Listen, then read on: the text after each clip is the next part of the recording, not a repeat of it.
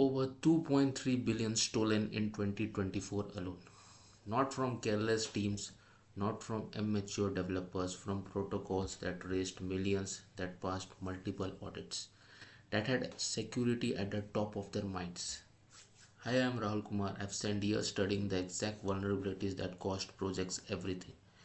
Today I am taking you inside a real hack, step by step, transaction by transaction, and I am showing you exactly what attackers see when they look at your smart contracts and why they might be looking at it right now. The uncomfortable truth. Here's what nobody wants to admit. Hackers don't need to break your entire system. They just need to find one thing, one unchecked parameters, one assumption that seemed safe, one function you trusted a little too much. The Wormhole Bridge hack. $320 million drain through a single depreciated function that nobody thought to verify properly. Mango Market's $116 million gone in 40 minutes using perfectly legal transactions that the protocol was designed to handle. These weren't advanced zero-day exploits. They were simple oversights, blind spots, the kind of mistakes that make you think, how did we miss that? And that's exactly what I'm going to teach you here. When a skilled attacker opens your smart contracts, they are not impressed by your token design. They are not reading your white paper. They are hunting and they are asking four specific questions. Question number one, where does this code trust me? Where am I providing input that gets used in calculations? Where are external calls that assume I'll behave honestly? Question number two, what happens if I call functions out of order?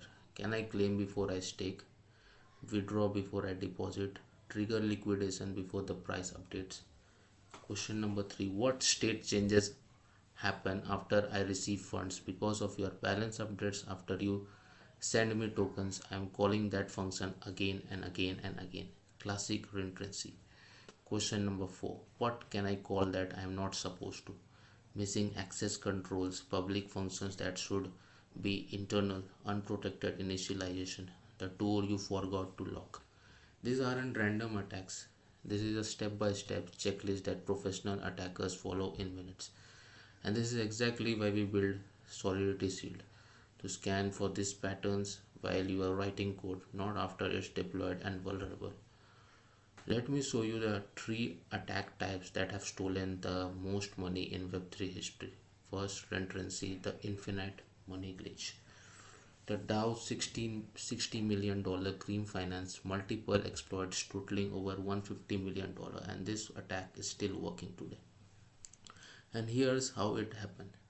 You withdraw function, user calls it, contract sends them ETH, contract updates the balance, done, secure, right? Wrong, because what if that user is a smart contract, and what if the receive function calls your withdrawal function again before you update the balance? Suddenly they are withdrawing, the contract sends ETH, the receive function runs, they withdraw again, balance still shows the old amount, they withdraw again and again. The contract keeps paying out because as far as it knows they still have funds. Not most developers say we know about reentrancy, we follow checkfx interactions, but here's the problem, reentrancy hides everywhere. ERC777 token hooks, like the cream finance exploits where the tokens transfer function allowed reborrowing before the first borrow finished. Flash loan callbacks, cross function reentrancy where one function calls another. Reward systems, NFT minuting with extra callbacks. You are checking for obvious reentrancy, but what about the reentrancy 3 function deep? The one buried in a token standard you are integrating.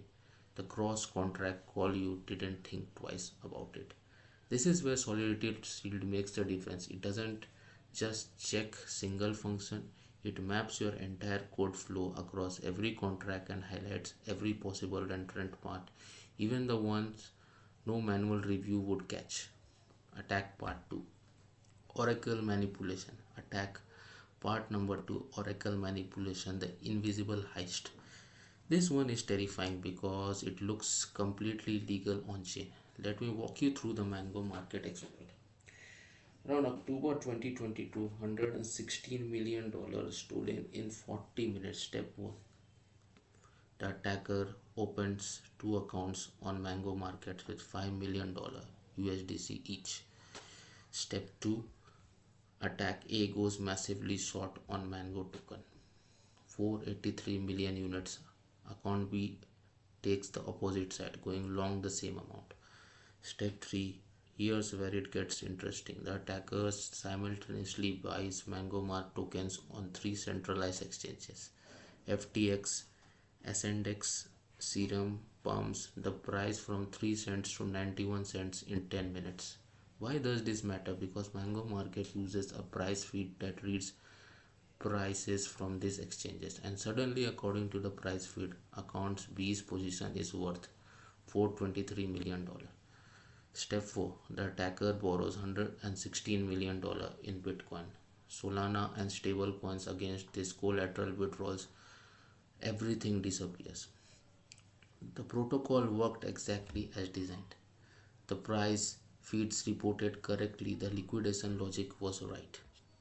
But the price only existed for one block, and by the time anyone noticed, the attacker had already pulled out $116 million. This is why static audits aren't enough. This is why we created SecureWatch. It doesn't just audit your secure code once and call it done. It watched your protocol 24/7. It monitors pool health in real time. It tracks sudden price changes. It connects flash loan activity with price feed updates. It maintains records of known attackers' wallet patterns. And it doesn't just alert you after the exploit finishes. It flags attacks during the setup phase when the attack is manipulating the pools, when they are setting up positions before they borrow, before they drain funds, when you can still pause contract and protect user. Because in DeFi, every second counts, and waiting until after the exploit is too late. Attack part number 3, access control. Attack part number 3, access control, the unlocked backdoor. This sounds basic, but pay attention in these numbers.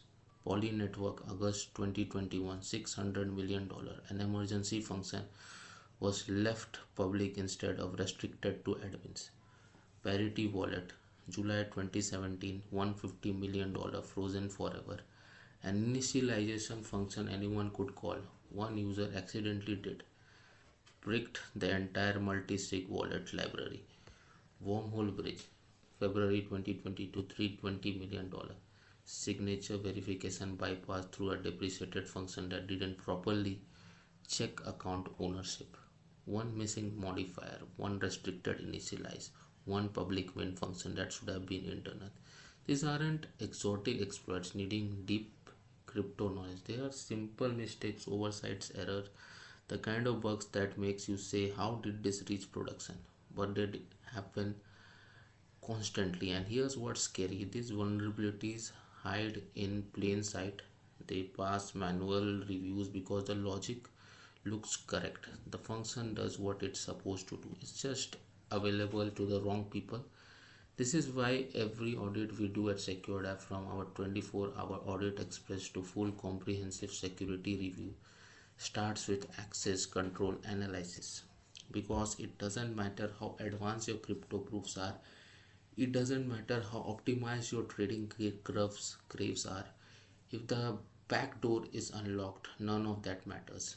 We verify every single function, every modifier, every role assignment, every initialization sequence, because one mistake here cost everything. So how do you actually defend against this? Not with hope, not with will be careful. You need a layered security system, and here's what that looks like. Layer 1, secure before you launch. 70% of your bugs come from decisions made in your first week of deployment. The design choices, the trust assumptions, the pattern you choose. Solidity Shield integrates directly into your development environment. You get real-time pattern directions, security analysis as you type, immediate feedback on vulnerable code flows. You are not waiting 3 weeks for the audit PDF. You are preventing insecure patterns from ever entering your code base in the first place. Layer 2, monitor after you launch. Here's hard truth. Every major hack happens after the audit passes. Why? Because audits are snapshots. They analyze your code at one moment in time. But your protocol is live, interacting with other protocol, processing real transactions exposed to economic attacks that no static analysis can predict. SecureWatch is your live defensive, always on monitoring, unusual transaction detection, pool health tracking, flash loan activity tracking, known exploit pattern recognition. It's a security team that never sleeps, watching every block, every transactions, every price feed, every pool ratio, protecting your protocol 24 into 7. Layer 3, response when it matters. If an attack happens, you need answers immediately. Where did this start? Which contracts are compromised? Where are the funds right now?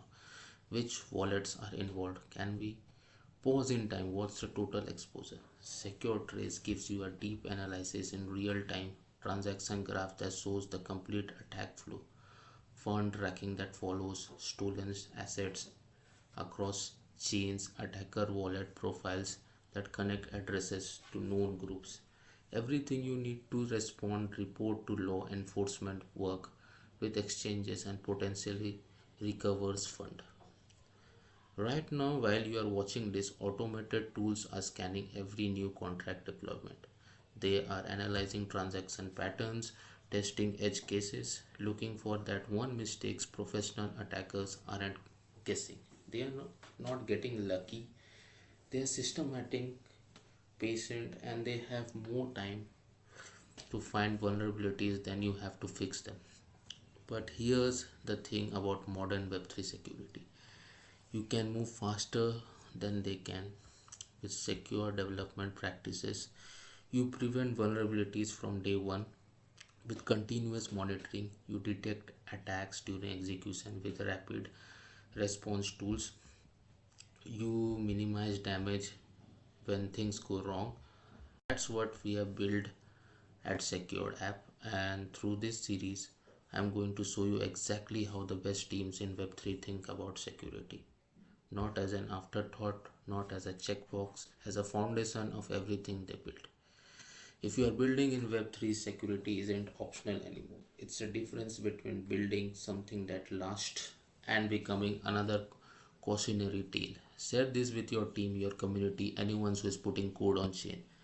Episode 2 is coming soon, and we are driving into the attack vector that most security audits completely miss. The ones that responsible for over $400 million in losses just last year. I am Rahul Kumar from SecureDApp. Build smart, build secure, build a future in the right way.